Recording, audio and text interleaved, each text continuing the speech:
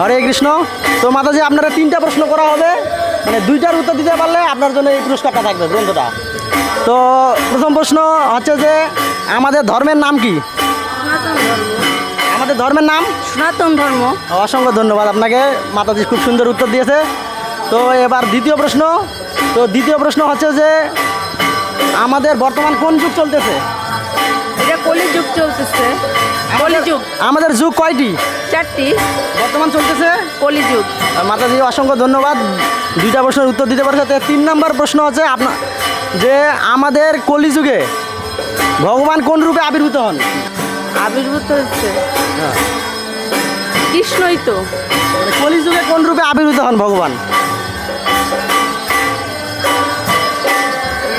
একটু চিন্তা করেন, আপনি কাছাকাছি গিয়েছিলেন, বলেন।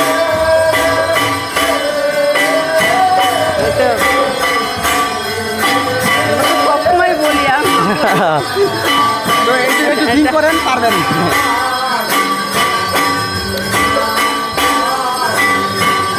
বলি নিতাই, গৌর নিতাই। কলিযুগে গৌর নিতে না, শুধু গৌরাঙ্গ মহাপ্রভু রূপে।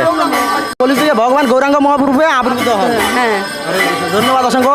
তো মাতাজি সব প্রশ্নের খুব সুন্দরভাবে উত্তর দিয়েছেন। তো আপনার জন্য এই গ্রন্থটা পুরস্কার আছে, এটা আছে ভগবানকে। এই গ্রন্থটা আপনি সম্পূর্ণ পড়বেন, ভগবান সম্পর্কে জানতে পারবেন। আর একটা বিষয়, ভগবানের প্রিয় জিনিস কি? আরেকটা এক্সট্রা প্রশ্ন, আপনি সব প্রশ্নের উত্তর পারছেন, তো আপনি বলেন ভগবানের প্রিয় বৃক্ষ। ভগবানের না, এই যে ভগবানের একটা প্রিয় বৃক্ষ আমাদের পৃথিবীতে আছে, সেটা কোন বৃক্ষ? তুলসী। তুলসী বৃক্ষ। হ্যাঁ। সুন্দর উত্তর দিতে হবে। তো আপনি কষ্ট করে কৃপা করে একটু একটা তুলসীর মালা গলে পড়বেন। আপনি করবেন তো? হ্যাঁ, তুলসীর মালা আপনি গলে পড়বেন, আছে। যেহেতু ভগবানের প্রিয়, তো এই জন্য আপনারে সেটা ধারণ করা আমাদের উচিত। তো আপনি একটু বলেন যে আপনি পড়বেন তুলসীর মালা গলে।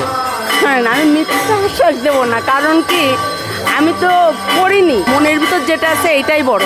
এটা তো বড়, ঠিক আছে, কিন্তু তুলসী তো ভগবানের প্রিয়, তা আমাদেরও ভগবানের প্রিয় হইতে হবে, এই জন্য আমাদের গলে তুলসী ধারণ করা উচিত। এটা ভগবান করা উচিত ঠিকই, সে বলেনি যে তুমি ধর্ম আমাকে পছন্দ করো বা আমার সেবা করো, তার করা উচিত ঠিকই।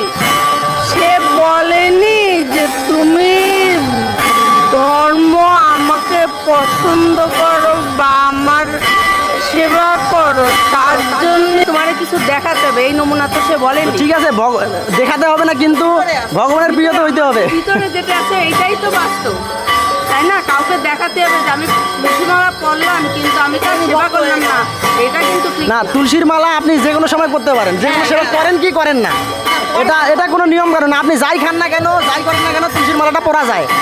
তো আপনি এটা করবেন। হরে কৃষ্ণ। হরে কৃষ্ণ।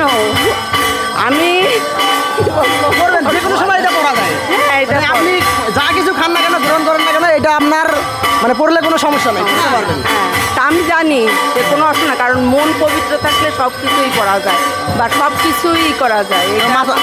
মাতাজিকে অসংখ্য ধন্যবাদ, হরে কৃষ্ণ। তো মাতাজি তুলসীর মালা শীঘ্রই পড়বে, মাতাজির জন্য সবাই আশীর্বাদ করবেন, অসংখ্য ধন্যবাদ। তো মাতাজি এই গ্রন্থটা আপনি নেন, গ্রহণ করেন, এটা পড়বেন সুন্দরভাবে, অবশ্যই। হরে কৃষ্ণ। হরে কৃষ্ণ।